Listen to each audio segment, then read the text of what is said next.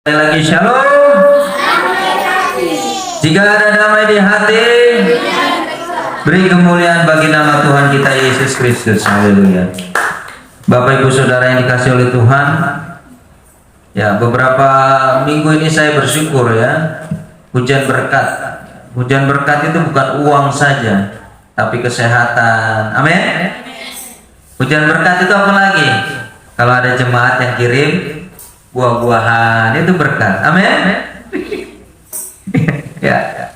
Beberapa minggu ini Bapak mengamati ya, tuh mengamati buah-buah sekitar. Ada buah mangga, ada buah dari jemaat yang durian. Pasti jemaat menanti-nantikan buah itu datang. Benar tidak? Ya. Kemarin angin kencang, sampai semua mangga yang sekeliling gereja ini jatuh semua.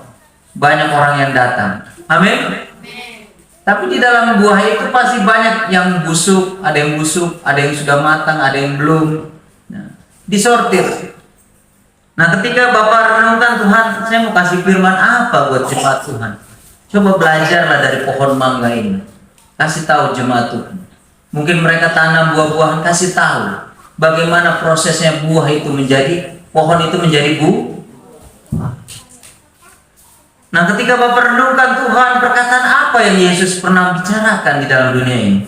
Ternyata Yesus pernah berbicara di dalam Injil Matius pasal 3 ayat 8. Mari kita sama-sama baca. Jadi hasilkanlah buah yang sesuai dengan pertobatan. Ketika Bapak renungkan ini, oh Tuhan, maksudnya apa?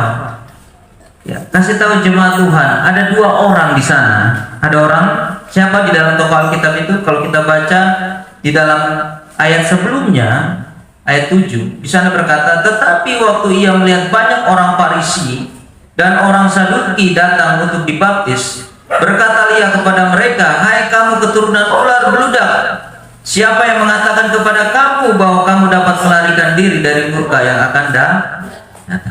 Jadi bapak-bapak, ibu-ibu, saudara yang dikasih oleh Tuhan, Yesus sudah memberikan dua perumpamaan kepada orang yang punya keyakinan. Kalau orang Farisi punya keyakinan bahwa tidak ada kebangkitan, sama dengan kaum Saduki. Mereka tidak percaya tentang kebangkitan akan datang. Ya, kalau orang sudah mati, ya sudah mati. Tetapi Yesus mengatakan bahwa ketika mereka hidup hanya dengan kehidupan yang rutinitas, kehidupan yang hanya dilihat lalu dijalankan, padahal hati mereka menjauh daripada Tuhan. Jadi sepertinya Tuhan kasih ingat gini, kasih tahu jemaat Tuhan bahwa mereka ketika mereka lihat pohon, pasti mereka lihat buah. Ada satu pohon yang saat ini dinanti-nantikan oleh Bapak Niko, pohon durian di depan rumahnya itu. Dia nggak pernah berbuah.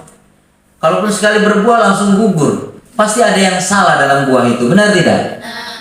Berarti kesalahannya satu, mungkin benihnya kurang bagus. Kedua, mungkin kurang air, mungkin kurang daerah air. Tiga, mungkin juga tanahnya juga tidak bagus untuk durian ini.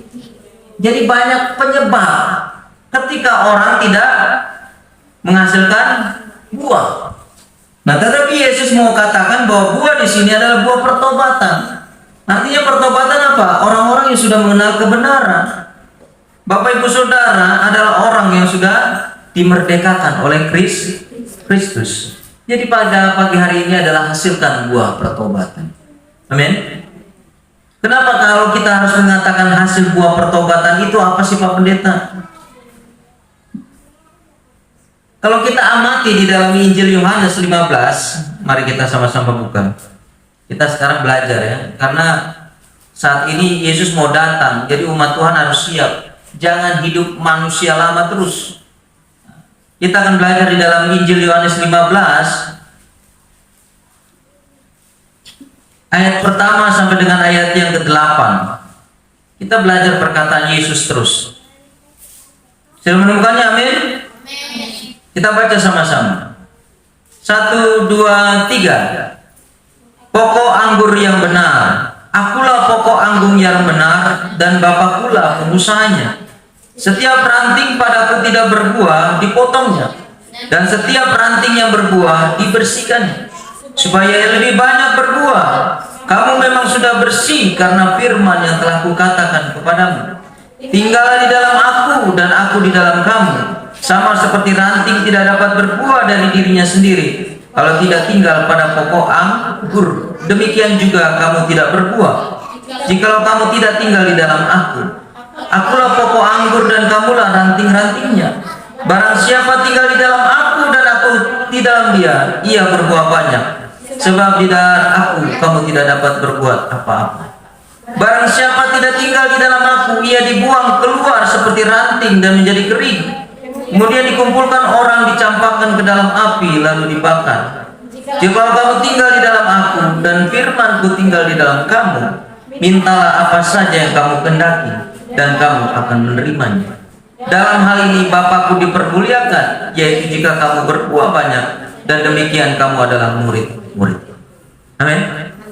Jadi bapak-bapak, ibu-ibu, saudara, Yesus ingin kita menghasilkan buah karena kita dituntut oleh Tuhan untuk menjadi saksi Kristus. Amin. Kita dituntut untuk menjadi berkat bagi orang lain. Ya, saya tidak tahu di luar jemaat ini ada perkumpulan apa, tetapi saya mau ada perkumpulan yang fellowship yang membangun. Amin. Mungkin bakar-bakar sambil memuji Tuhan. Amin.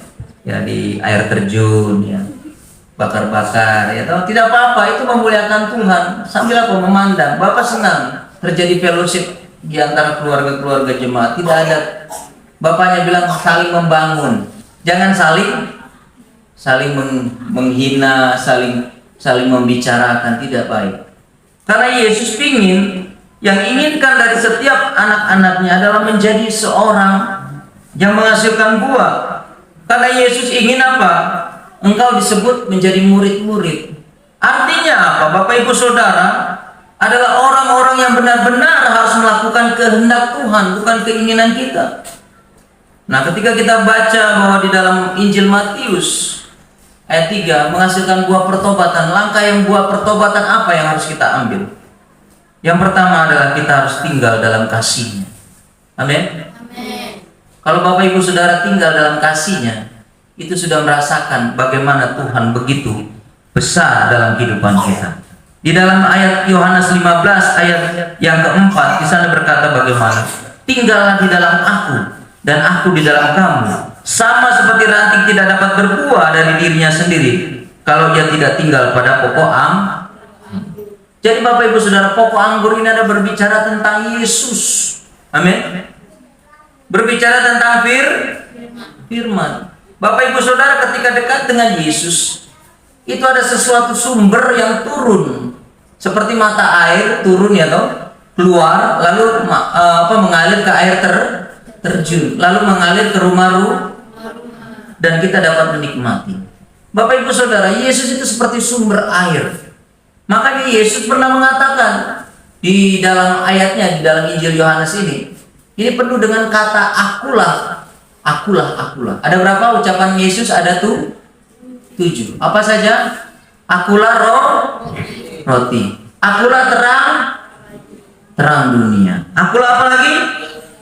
Akulah jalan kebenaran dan hidup. Akulah kebangkitan dan hidup.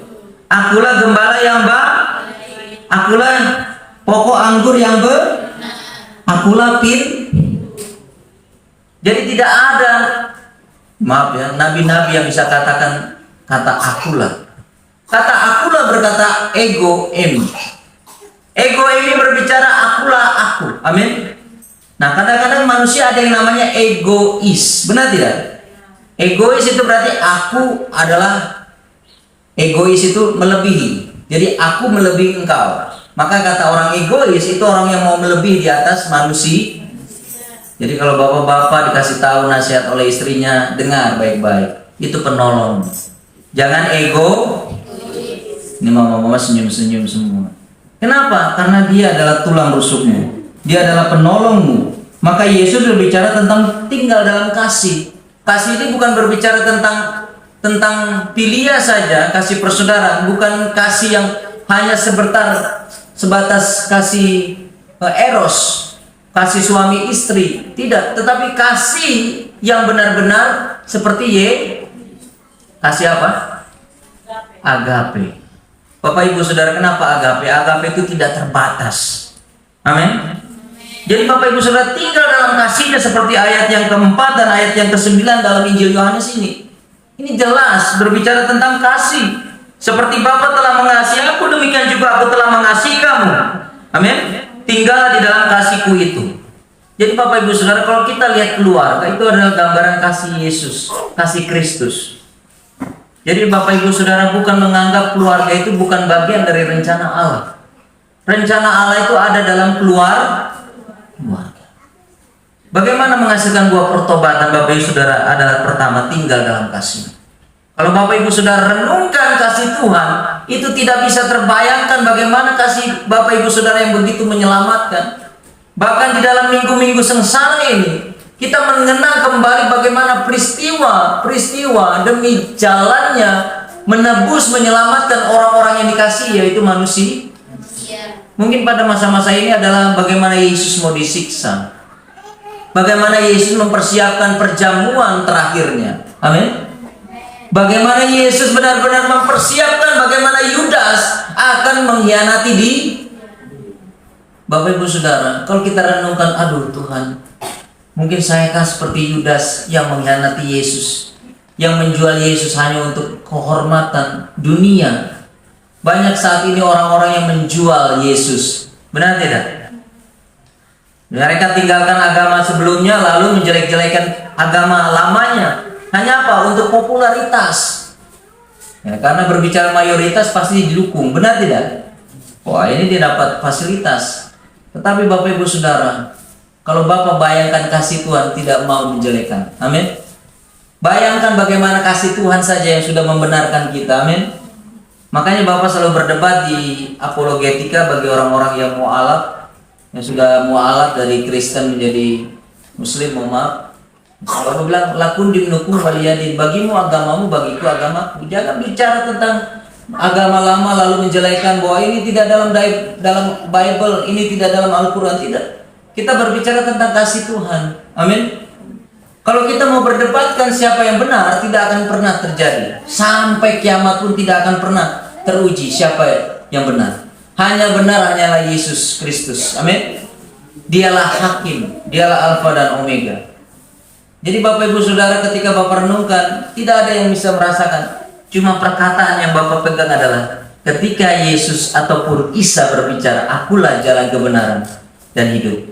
Ya. Tidak ada seorang pun datang kepada Bapak kalau tidak melalui aku. Adalah pintu. Amin. Yesus adalah pintu bagaimana kita bisa melihat Bapa di surga. Dia menggambarkan akulah pintu, akulah Bapa yang menciptakan.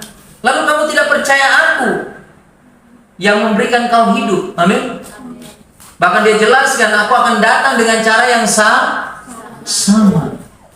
Artinya apa Bapak Ibu Saudara? Yesus datang lagi kedua kali bukan lagi seperti bayi, tetapi dia akan datang menjadi hakim untuk Bapak Ibu Saudara yang tidak menaati peraturannya.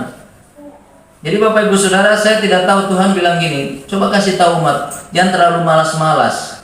Malas tahu itu sudah tahu, diingatkan tapi melanggar lagi, diingatkan melanggar lagi. Saya bilang gini sama Tuhan, Tuhan, saya sepertinya sudah bosan. Tuhan bilang gini, apalagi saya lihat kelakuan umat-umatmu. Jadi kamu lakukan saja apa yang menjadi bagianmu, hai pendeta Ismail. Saya jadi terhibur oleh Tuhan malam-malam di sini saya berdoa. Bahkan Ibu Gembala juga terhibur. Ya toh? Ibu Gembala itu diingatkan Tuhan, dikatakan bukannya kita mau sombongkan diri. Engkau adalah gembala yang sebenarnya. Artinya gembala yang sebenarnya apa? Ya menggiring, ya kasih makan, ya mengawasi, melihat, menilik, mendoakan. Itulah gembala. Ya. Sekarang gembala fungsinya berbeda lagi. Gembala bisa jadi raja, benar tidak? Maksudnya raja apa? Semuanya fasilitas disediakan. Ya, atau dari rumah semuanya disediakan. Jemaat cuma hanya bisa memberikan kontribusi apa yang bisa. Tetapi apakah itu dilakukan jemaat ini? Tidak bisa. Makanya Bapak bilang begini, terhibur oleh Tuhan, engkau adalah gembala. Karena aku datang bukan mencari kemewahan, tapi aku saja meletakkan kepalaku aja susah. Anak manusia meletakkan kepalanya saja susah. Artinya apa? Yesus tidak mengajarkan hidup bermewah-mewahan, tapi Yesus mengajarkan nilai kesederhanaan. Amin. Jadi Bapak selalu terhibur oleh Ibu Gembala ya. Sudah bersyukur kita punya rumah. Bayangkan orang-orang lain tidak punya rumah. Amin. Jadi bersyukur Bapak Ibu Saudara walaupun kontrak, tetapi Tuhan masih tempatkan Bapak Ibu Saudara punya rumah. Artinya apa? Bapak Ibu Saudara kembali kepada teks. Ketika pertobatan itu lahir dari hati kita, maka kasih Tuhan akan muncul bagaimana penyelamatannya yang besar bagi orang-orang yang berdosa. Bapak Ibu Saudara pernah Bapak bilang toh, John Newton, pencipta Amazing Grace, dia adalah seorang penjual budak. Tetapi dari hasil penjualan budaknya itu, dia memperakarsai untuk membebaskan budak-budak kulit hitam. Melalui anak rohaninya di situ, parlemen Amerika pertama kali untuk menyatakan perbudakan dihentikan. Artinya apa? Bahwa setiap manusia punya kesempatan hidup karena kasih Tuhan yang begitu besar. Amin. Tetapi Bapak Ibu Saudara, Rasul Paulus pernah mengingatkan kepada jemaat-jemaatnya. Kita buka di dalam Kisah Rasul 15. Kita harus banyak belajar.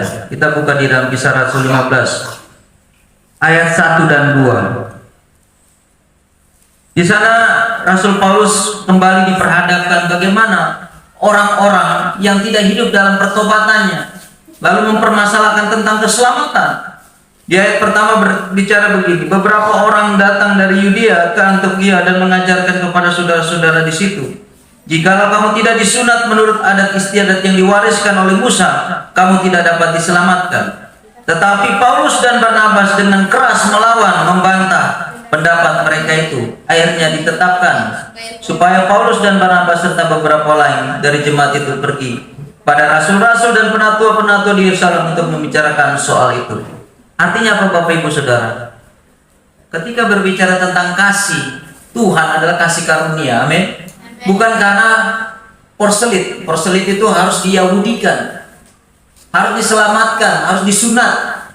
Bagaimana dengan orang Yunani, mungkin orang-orang Asia yang lainnya? Apakah mereka perlu diyahudikan? Tidak. Rasul Paulus menentang, mereka harus hidup seperti cara mereka. Kalaupun mereka tidak disunat itu tidak apa-apa, karena kasih Tuhan tidak membatasi orang itu disunat ataupun tidak. Makanya Bapak setelah jadi Kristen baru tahu, oh ternyata sunat itu tidak harus. Sunat itu adat Yahudi, benar tidak? Makanya kalau yang dihitan sunat itu banyak saudara kita muslim. Itu harus disunat. Usia 8 sampai 12 itu harus dihitan. Syarat. Makanya ada orang yang sudah masuk mualaf, mereka harus disunat. Karena itu harus. Bapak Ibu Saudara, itu sebagai ciri tanda. Bayangkan kalau kita sudah tua disunat, bagaimana? Sakitnya minta ampun. Benar tidak? Keringnya lama. Anak kecil saja keringnya lama, apalagi orang dewasa. Artinya apa? Kasih Yesus tidak membatasi bahwa engkau harus disunat. Kasih Yesus bukan berbicara tentang engkau harus lahir secara fisik. Tetapi Tuhan mau kasih bilang, lahirlah dengan kasih pembaruan budimu.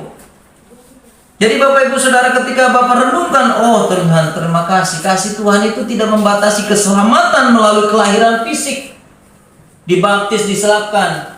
Itu hanya simbol, tetapi engkau benar-benar melakukan hal yang sama seperti Yesus katakan, aku mati, artinya menenggelamkan dosa-dosa ataupun segala pikiran-pikiran lama, dan aku bangkit bersama Kristus meninggalkan segala kebiasaan lama. Mungkin ada yang nonton video-video porno, saya tidak tahu ya, tapi saya lihat Tuhan kayaknya ada yang ini kan nonton-nonton, saya tidak tahu. Mungkin ada yang lihat hal-hal yang tidak baik, mungkin ada terjebak dalam perjudian online, saya tidak tahu. Karena sekarang hari-hari makin jelas perjudian-perjudian, benar tidak? Mungkin karena hal itu media begitu dekat, maka kasih Tuhan begitu jauh dari manusia. Manusia kadang-kadang cenderung tidak memandang lagi Yesus. Benar tidak? Saya tidak butuh Tuhan. Buktinya saya saja masih hidup sampai saat ini. Dia tidak tahu napas yang kasih adalah Tuhanku. Jadi Bapak Ibu Saudara, di ayat yang keempat dan 9 di dalam Injil Yohanes 15 berbicara tentang tinggal dalam kasih-Nya. adalah perkataan yang Yesus katakan. Coba Kakak Yanto bandingkan di dalam 1 Yohanes 4 ayat 8. Baca untuk kita. 1 Yohanes 4 ayat 8, demikian firman Tuhan. Barang siapa tidak mengasihi, ia tidak mengenal Allah, sebab Allah adalah kasih. Amin. Jadi Allah adalah kasih. Bapak Ibu Saudara, ketika Bapak Ibu Saudara mungkin mengalami masalah dengan saudara, tetangga, ingat kasih Tuhan. Kenapa kasih Tuhan? Ketika kasih Tuhan kita pandang, maka kita tidak akan merasa tersakiti. Ya, kita malah bersyukur kalau ada orang yang tidak suka pada kita. Semakin ada doa yang kita naikkan. Amin. Bapak Ibu Saudara, ketika Bapak renungkan, oh benar juga ya, semakin banyak orang yang menyakiti kita, semakin banyak kita berdoa untuk orang itu. Amin. Jadi ketika kita benar-benar mengasihi Tuhan, kasih, tinggal dalam kasihnya itu tinggal benar-benar menyatu dengan Tuhan itu. Jika memang Tuhan berikan engkau hidup apa adanya, engkau hidup apa adanya. Amin. Jangan memaksa. Makanya Bapak bilang hidup sesuai kapasitas. Jangan memaksakan kapasitas. Mungkin istri-istri juga jangan banyak menuntut, supaya bapak-bapak juga tidak pusing kepala. Kadang-kadang bapak-bapak juga pusing, aduh, ini dapur mesti ngebul nih, tapi Metwa so marah-marah lagi. Baru saya datang tidak ada kopi, tidak ada pisang, misalnya. Jika ada, ya saling introspeksi. Nah, mama-mama juga menyadari, bapak-bapak juga buka pintu maaf. Oh ya sudah, saya minta maaf kalau saya mungkin jajan belanja agak kurang karena saya sudah selip tikung di belakang. Benar tidak? Kadang-kadang bapak ini harus hati-hati nih. Dapat uang dari pelabuhan, doakan dulu. Sampai di rumah baru berdoa, mama saya mau ada perlu nih buat selip di dompet, boleh kah? 50 kah? 100 kah? Oh boleh. Yang penting kasih tahu dulu. Amin. Jangan sebelum turun ke rumah berkatnya sudah ditikung duluan, benar tidak? Benar. Ini Bapak terus terang, ini Bapak belajar dari pengalaman Bapak. Kenapa? Bapak itu dulu pernah dapat uang, ya toh, dapat uang berkat, itu dibelanjakan dulu. Nah, setelah Ibu Gembala kasih tahu dulu waktu pas pertama nikah. Waktu pertama nikah kan masih baru-baru, benar tidak? Masih pelajaran pertama. Dia bilang kasih tahu, uang kalau terima berkat itu jangan dibelanjakan dulu. Berdoa dulu di rumah bersama istri, baru dibelanjakan atau minta. Langsung saya bilang, iya saya minta maaf. Mungkin karena kebiasaan saya masih bujang, jadi dapat berkat langsung bilang, ingat, dirimu bukan bujang lagi, saya lagi mengandung ini. Jadi doakan dulu, bapak-bapak. Ternyata benar bapak-bapak, itu terlatih sampai sekarang. Bapak kadang-kadang mau tergiur, biarpun bensin sudah mulai tinggal tipis, bagaimana nih? Mau saya sobek, jalan motor so bensin mau habis, tapi ini komitmen. Saya banyak berdoa, Tuhan cukupkan bensin motor ini sampai rumah supaya saya bisa berdoa sama istri saya. Saya tidak mau robek Tuhan, saya takut. Akhirnya berdoa terus, jalan pelan motor. Mau dalam hati ini ada pom bensin, sobek sudah. Sekalian pulang kasih jajan anak-anak. Rasanya begitu, sudah lewat Darmaji. Jangan, tahan, kuat iman. Sampai di rumah motor berhenti di sini mogok, bok. Oh Tuhan Yesus mau baik. Langsung Ibu Pendeta tanya, kenapa bensin motor tidak diisi? Saya tadi mau robek, cuma saya belum didoakan uang ini. Saya takut. Kita sudah komen, oh ya sudah. Bapak Ibu Gembala senyum-senyum saja. Uang dari mana? Berkat dari Tuhan. Doa dulu.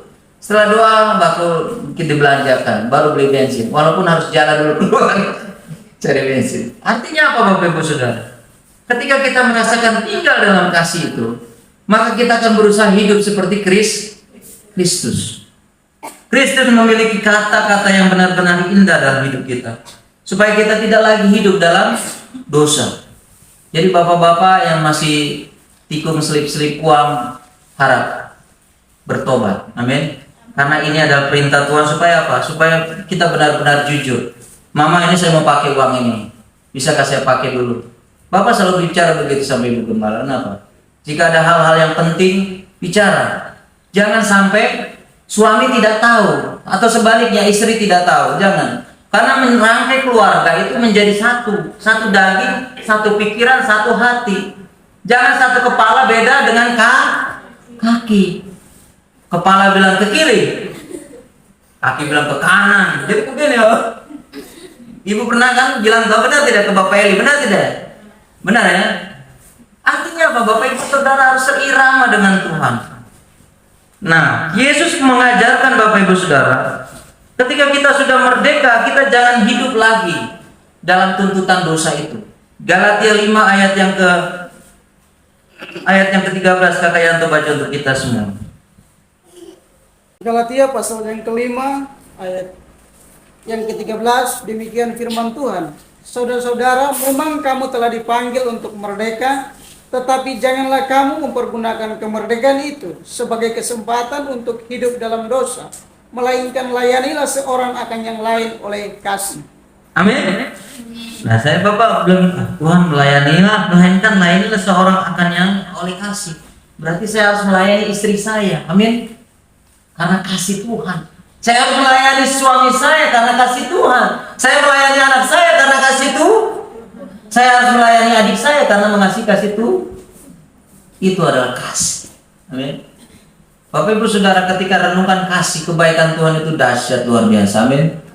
Tuhan itu sudah siapkan berkatnya untuk kita semua. Ini kalau bisa nih tsunami berkat. Amin. Timbang kita orang tampung saja, benar tidak? Bapak Ibu Saudara, kalau Tuhan kasih angin yang kencang, ini pohon buah-buahnya semua rubuh semua. Maksudnya jatuh semua. Kita aja belum berkatnya itu kadang-kadang cukup, benar tidak? Sampai lebih. Amin. Bapak semalam itu sampai 2 ember. Sampai Bapak bilang, sudah, anak-anak ambil sudah. Saya bilang, ambil sudah, tidak Bapak berkat. Sampai ada sebagian busuk Bapak lempar ke sana tuh di kebun. Artinya apa? Berkat manusia itu sebenarnya cukup. Tapi kalau Tuhan kasih lebih, bisa lebih. Asal kita bisa tidak menerimanya, mempergunakannya.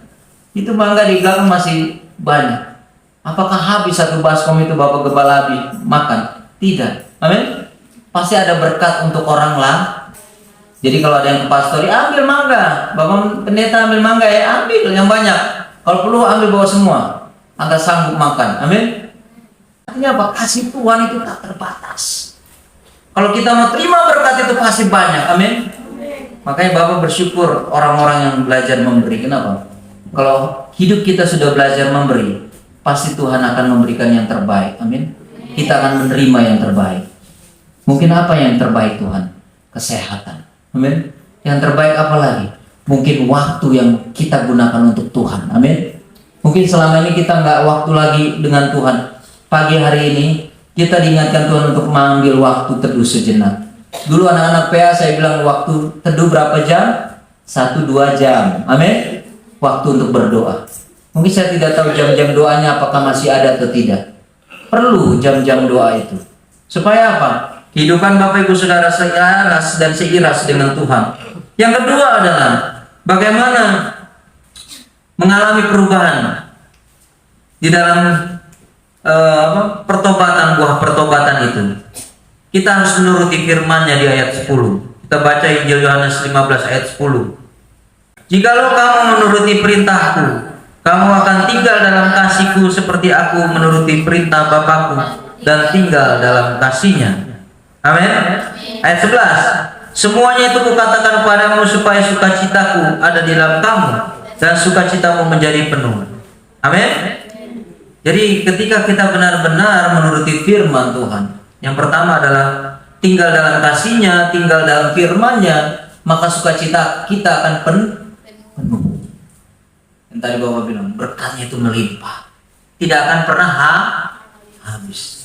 Bapak Ibu Saudara, ketika berbicara tentang berkat Tuhan, berbicara tentang pertobatan adalah benar-benar kita lahir dari hal-hal yang benar-benar sifatnya roh. Kenapa Bapak bilang sifatnya roh? Karena Allah itu adalah Allah Maha Pengasih. Allah itu adalah Allah yang Maha Hadir. Ketika Allah hadir dalam kehidupanmu, dalam pelayananmu, maka layanilah Tuhan dengan penuh kasih. Pemelayan temborin harus melayani dengan kasih. Ya. Banyak orang-orang di luar sana yang tidak memiliki kasih. Mereka butuh dikasihani. Padahal Yesus bilang, aku lebih mengasihi engkau. daripada dengan hidupmu sendiri. Artinya Tuhan benar-benar ingin manusia ciptaannya itu benar-benar memiliki kebahagiaan, ya toh, memiliki sukacita. Tapi Pak Pendeta, kenapa di luar sana banyak orang-orang yang susah?